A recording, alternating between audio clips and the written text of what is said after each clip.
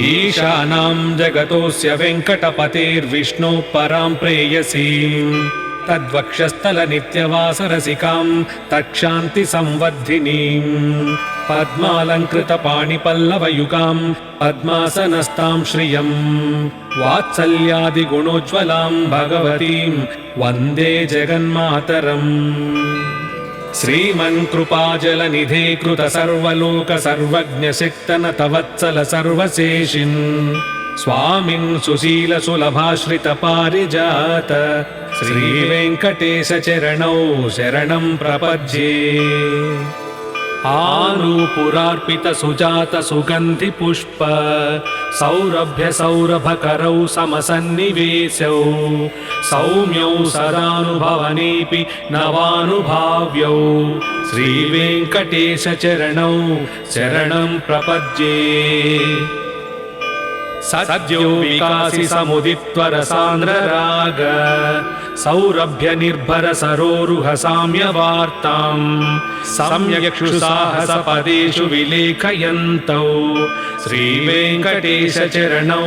शरणं प्रपद्ये। रेखामयध्वज सुधाकलशातपत्र वज्राङ्कुशाम्बुरुह कल्पक शङ्खचक्रैः भव्यैरलङ्कृत तलौ परतत्त्वचिह्नैः श्रीवेङ्कटेश चरणौ शरणं प्रपद्ये। ताम्रोदरद्युतिपराजित पद्मरागौ बाह्यैर्महोभिरभिभूत महेन्द्रनीलौ उज्जन्नकांशुभिरुदस्त शशाङ्कभासौ श्रीवेङ्कटेश चरणौ शरणं प्रपद्ये। सप्रेम भीति कमलाकर पल्लवाभ्यां संवाहनी सपति क्लममादधानौ कान्ताववाङ्मनसगोचर सौकुमार्यौ श्रीवेङ्कटेश चरणौ शरणं प्रपद्ये। लक्ष्मी महीतदनुरूप निजानुभाव नीलादिदिव्य महिषीकर पल्लवानाम् आरुण्य संक्रमणतः किल सान्द्ररागौ श्रीवेङ्कटेश चरणौ शरणं प्रपद्ये। नित्यानमद्भिः शिवादि किरीटकोटि प्रत्युप्त दीप्त नवरत्न महप्ररोहैः नीराजनाविधिमुदारमुपादधानौ श्रीवेङ्कटेश चरणौ शरणं प्रपद्ये। विष्णुपदे परम इत्युदित प्रशंसौ यौ मध्ववुत्स इति भोग्यतयाप्युपात्तौ भूयस्तदेति तव पाणितलप्रदिष्टौ श्रीवेङ्कटेश चरणौ शरणं प्रपद्ये। पार्थाय तत्सदृशसारथिना त्वयैव यौ दर्शितौ स्वचरणौ शरणं व्रजेति भूयोऽपि मह्यमिह तौ करदर्शितौ ते श्रीवेङ्कटेश चरणौ शरणं प्रपद्ये। मन्मूर्तिकालीयपणिविकटाटवीषु श्रीवेङ्कटाद्रिशिखरे शिरसि श्रुतीनां चित्तेऽप्यनन्यमनसां सममाहितौ ते श्रीवेङ्कटेश चरणौ शरणं प्रपद्ये। अम्लानहृष्यदवनीतलकीर्णपुष्पौ श्रीवेङ्कटाद्रिशिखराभरणायमानौ आनन्दिताखिलमनोनयनौ तवैतौ श्रीवेङ्कटेश चरणौ शरणं प्रपद्ये। प्रायः प्रसन्न जनता प्रथमावगाह्यौ मातुस्थनाविव शिरोरमृतायमानौ प्राप्तौ परस्पर तुलामतुलादरौ ते श्रीवेङ्कटेश चरणौ शरणं प्रपद्ये। सत्त्वोत्तरैः सतत सेव्य पदाम्बुजेन संसारतारकदयार्द्रदृगञ्चलेन सौम्योपयन्तृमुनिनाममदर्शितौ ते श्रीवेङ्कटेशचरणौ शरणं प्रपद्ये श्रीशश्रिया घटिकया त्वदुपाय भावे प्राप्ये त्वयि स्वयमुपेयतया स्फुरन्त्या नित्याश्रियाय निरवद्य गुणाय तुभ्यं स्यां किङ्करो वृषगिरीश न जातु मह्यम्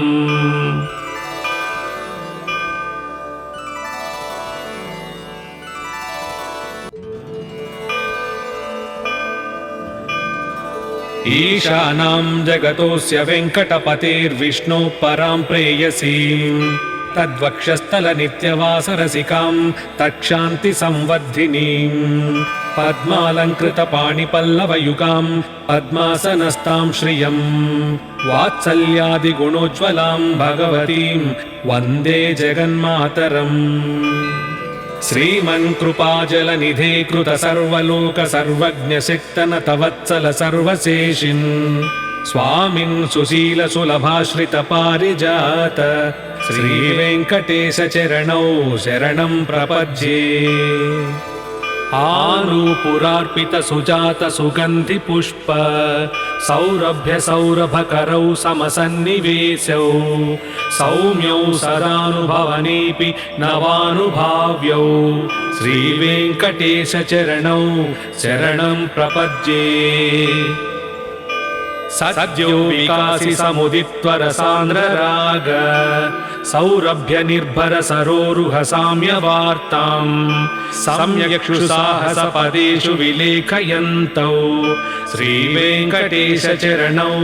शरणं प्रपद्ये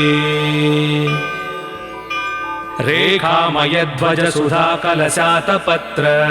वज्राङ्कुशाम्बुरुह कल्पक शङ्खचक्रैः भव्यैरलङ्कृततलौ परतत्त्वचिह्नैः श्रीवेङ्कटेशचरणौ शरणं प्रपद्ये ताम्रोदरद्युतिपराजित पद्मरागौ बाह्यैर्महोभिरभिभूत महेन्द्रनीलौ उज्जन्नकांशुभिरुदस्त शशाङ्कभासौ श्रीवेङ्कटेशचरणौ शरणं प्रपद्ये सप्रेमभीतिकमलाकर पल्लवाभ्यां संवाहनी सपति क्लममादधानौ कान्ताववाङ्मनसगोचर सौकुमार्यौ श्रीवेङ्कटेशचरणौ शरणं प्रपद्ये लक्ष्मी महीतदनुरूप निजानुभाव नीलादिदिव्यमहिषीकर पल्लवानाम् आरुण्य संक्रमणतः किल सान्द्ररागौ श्रीवेङ्कटेशचरणौ शरणं प्रपद्ये नित्यानमद्भिः शिवादि किरीटकोटि प्रत्युप्त दीप्त नवरत्न महप्ररोहैः नीराजनाविधिमुदारमुपादधानौ श्रीवेङ्कटेशचरणौ शरणं प्रपद्ये विष्णुपदे परम इत्युदित प्रशंसौ यौ मध्ववुत्स इति भोग्यतयाप्युपात्तौ भूयस्तदेति तव पाणितलप्रदिष्टौ श्रीवेङ्कटेशचरणौ शरणं प्रपद्ये पार्थाय तत्सदृशसारथिना त्वयैव यौ दर्शितौ स्वचरणौ शरणं व्रजेति भूयोऽपि मह्यमिह तौ करदर्शितौ ते श्रीवेङ्कटेशचरणौ शरणं प्रपद्ये मन्मूर्तिकालीयपणिविकटाटवीषु श्रीवेङ्कटाद्रिशिखरे शिरसि श्रुतीनां चित्तेऽप्यनन्यमनसां सममाहितौ ते श्रीवेङ्कटेशचरणौ शरणं प्रपद्ये अम्लानहृष्यदवनीतलकीर्णपुष्पौ श्रीवेङ्कटाद्रिशिखराभरणायमानौ आनन्दिताखिलमनोनयनौ तवैतौ श्रीवेङ्कटेशचरणौ शरणं प्रपद्ये प्रायः प्रसन्नजनता प्रथमावगाह्यौ मातुस्थनाविव शिरोरमृतायमानौ प्राप्तौ परस्परतुलामतुलादरौ ते श्रीवेङ्कटेशचरणौ शरणं प्रपद्ये सत्वोत्तरैः सततसेव्यपदाम्बुजेन संसारतारकदयार्द्रदृगञ्चलेन सौम्योपयन्तृमुनिनाममदर्शितौ ते श्रीवेङ्कटेशचरणौ शरणं प्रपद्ये श्रीशश्रिया घटिकया त्वदुपाय भावे प्राप्ये त्वयि स्वयमुपेयतया स्फुरन्त्या नित्याश्रियाय निरवद्य गुणाय तुभ्यं स्यां किङ्करो वृषगिरीश न जातु मह्यम्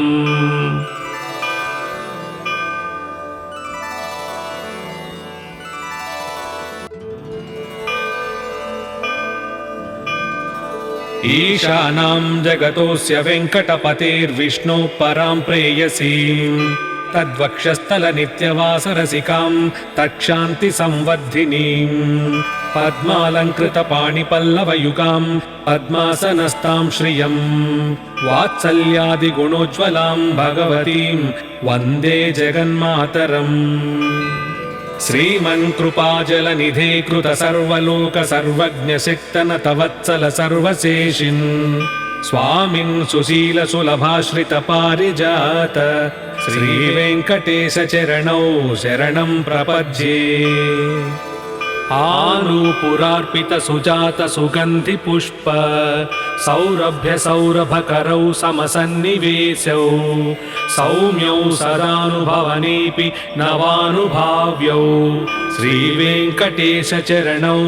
शरणं प्रपद्ये सद्यो विकासि समुदित्वरसान्द्रराग सौरभ्य निर्भर सरोरुह साम्यवार्तां सम्यक्षुसाहसपदेषु विलेखयन्तौ श्रीवेङ्कटेशचरणौ शरणं प्रपद्ये रेखामयध्वज सुधाकलशातपत्र वज्राङ्कुशाम्बुरुह कल्पकशङ्खचक्रैः भव्यैरलङ्कृततलौ परतत्त्वचिह्नैः श्रीवेङ्कटेशचरणौ शरणं प्रपद्ये ताम्रोदरद्युतिपराजितपद्मरागौ बाह्यैर्महोभिरभिभूतमहेन्द्रनीलौ उज्जन्नकांशुभिरुदस्तशशाङ्कभासौ श्रीवेङ्कटेशचरणौ शरणं प्रपद्ये सप्रेमभीतिकमलाकरपल्लवाभ्यां संवाहनी सपदि क्लममादधानौ कान्ताववाङ्मनसगोचर सौकुमार्यौ श्रीवेङ्कटेशचरणौ शरणं प्रपद्ये लक्ष्मीमहीतदनुरूप निजानुभाव नीलादिदिव्यमहिषीकरपल्लवानाम् आरुण्यसङ्क्रमणतः किल सान्द्ररागौ श्रीवेङ्कटेशचरणौ शरणं प्रपद्ये नित्यानमद्भिः शिवादिकिरीटकोटि प्रत्युप्तदीप्तनवरत्नमहप्ररोहैः नीराजनाविधिमुदारमुपादधानौ श्रीवेङ्कटेशचरणौ शरणं प्रपद्ये विष्णुपदे परम इत्युदितप्रशंसौ यौ मध्ववुत्स इति भोग्यतयाप्युपात्तौ भूयस्तदेति तव पाणितलप्रदिष्टौ श्रीवेङ्कटेशचरणौ शरणं प्रपद्ये पार्थाय तत्सदृशसारथिना त्वयैव यौ दर्शितौ स्वचरणौ शरणं व्रजेति भूयोऽपि मह्यमिह तौ करदर्शितौ ते श्रीवेङ्कटेशचरणौ शरणं प्रपद्ये मन्मूर्तिकालीयपणिविकटाटवीषु श्रीवेङ्कटाद्रिशिखरे शिरसि श्रुतीनां चित्तेऽप्यनन्यमनसां सममाहितौ ते श्रीवेङ्कटेशचरणौ शरणं प्रपद्ये अम्लानहृष्यदवनीतलकीर्णपुष्पौ श्रीवेङ्कटाद्रिशिखराभरणायमानौ आनन्दिताखिलमनोनयनौ तवैतौ श्रीवेङ्कटेशचरणौ शरणं प्रपद्ये प्रायः प्रसन्नजनता प्रथमावगाह्यौ मातुस्थनाविव शिरोरमृतायमानौ प्राप्तौ परस्परतुलामतुलान्तरौ ते श्रीवेङ्कटेशचरणौ शरणं प्रपद्ये सत्त्वोत्तरैः सततसेव्यपदाम्बुजेन संसारतारकदयार्द्रदृगञ्चलेन सौम्योपयन्तृमुनिना मदर्शितौ ते श्रीवेङ्कटेशचरणौ शरणं प्रपद्ये श्रीशश्रिया घटिकया त्वदुपाय भावे प्राप्ये त्वयि स्वयमुपेयतया स्फुरन्त्या नित्याश्रियाय निरवद्य गुणाय तुभ्यं स्यां किङ्करो वृषगिरीश न जातु मह्यम्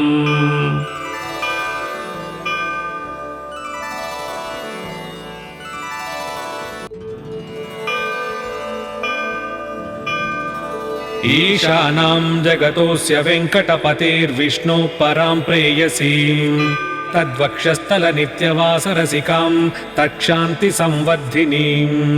पद्मालङ्कृतपाणिपल्लवयुगां पद्मासनस्तां श्रियं वात्सल्यादिगुणोज्ज्वलां भगवतीं वन्दे जगन्मातरम् श्रीमन्कृपाजलनिधे कृत सर्वलोक सर्वज्ञशक्तनत वत्सल सर्वशेषिन् स्वामिन् सुशील सुलभाश्रित पारिजात श्रीवेङ्कटेशचरणौ शरणं प्रपद्ये आनूपुरार्पित सुजात सुगन्धि पुष्प सौरभ्य सौरभकरौ समसन्निवेशौ सौम्यौ सदानुभवनेऽपि नवानुभाव्यौ श्रीवेङ्कटेशचरणौ शरणं प्रपद्ये सद्यो विकासि समुदित्वरसान्द्रराग सौरभ्य निर्भर सरोरुह साम्यवार्तां सम्यक्षुसाहसपदेषु विलेखयन्तौ श्रीवेङ्कटेशचरणौ शरणं प्रपद्ये रेखामयध्वज सुधाकलशातपत्र वज्राङ्कुशाम्बुरुह कल्पकशङ्खचक्रैः भव्यैरलङ्कृततलौ परतत्त्वचिह्नैः श्रीवेङ्कटेशचरणौ शरणं प्रपद्ये ताम्रोदरद्युतिपराजितपद्मरागौ बाह्यैर्महोभिरभिभूतमहेन्द्रनीलौ उज्जन्नकांशुभिरुदस्तशशाङ्कभासौ श्रीवेङ्कटेशचरणौ शरणं प्रपद्ये सप्रेमभीतिकमलाकरपल्लवाभ्यां संवाहनी सपदि क्लममादधानौ कान्ताववाङ्मनसगोचरसौ कुमार्यौ श्रीवेङ्कटेशचरणौ शरणं प्रपद्ये लक्ष्मीमहीतदनुरूप निजानुभाव नीलादिदिव्यमहिषीकरपल्लवानाम् आरुण्यसङ्क्रमणतः किल सान्द्ररागौ श्रीवेङ्कटेशचरणौ शरणं प्रपद्ये नित्यानमद्भिः शिवादि किरीटकोटि प्रत्युप्त दीप्त नवरत्न महप्ररोहैः नीराजनाविधिमुदारमुपादधानौ श्रीवेङ्कटेश चरणौ शरणं प्रपद्ये। विष्णुपदे परमयित्युदित प्रशंसौ यौ मध्व उत्स इति भोग्यतयाप्युपात्तौ भूयस्तदेति तव पाणितलप्रदिष्टौ श्रीवेङ्कटेश चरणौ शरणं प्रपद्ये। पार्थाय तत्सदृशसारथिना त्वयैव यौ दर्शितौ स्वचरणौ शरणं व्रजेति भूयोऽपि मह्यमिह तौ करदर्शितौ ते श्रीवेङ्कटेश चरणौ शरणं प्रपद्ये। मन्मूर्तिकालीयपणिविकटाटवीषु श्रीवेङ्कटाद्रिशिखरे शिरसि श्रुतीनां चित्तेऽप्यनन्यमनसां सममाहितौ ते श्रीवेङ्कटेश चरणौ शरणं प्रपद्ये। अम्लानहृष्यदवनीतलकीर्णपुष्पौ श्रीवेङ्कटाद्रिशिखराभरणायमानौ आनन्दिताखिलमनोनयनौ तवैतौ श्रीवेङ्कटेश चरणौ शरणं प्रपद्ये। प्रायः प्रसन्नजनता प्रथमावगाह्यौ मातुस्थनाविव शिरोरमृतायमानौ प्राप्तौ परस्परतुलामतुलान्तरौ ते श्रीवेङ्कटेश चरणौ शरणं प्रपद्ये। सत्त्वोत्तरैः सतत सेव्यपदाम्बुजेन संसारतारकदयार्द्रदृगञ्चलेन सौम्योपयन्तृमुनिनाममदर्शितौ ते श्रीवेङ्कटेश चरणौ शरणं प्रपद्ये। श्रीशश्रिया घटिकया त्वदुपाय भावे प्राप्ये त्वयि स्वयमुपेयतया स्फुरन्त्या नित्याश्रियाय निरवद्य गुणाय तुभ्यं स्यां किङ्करो वृषगिरीश न जातु मह्यम्।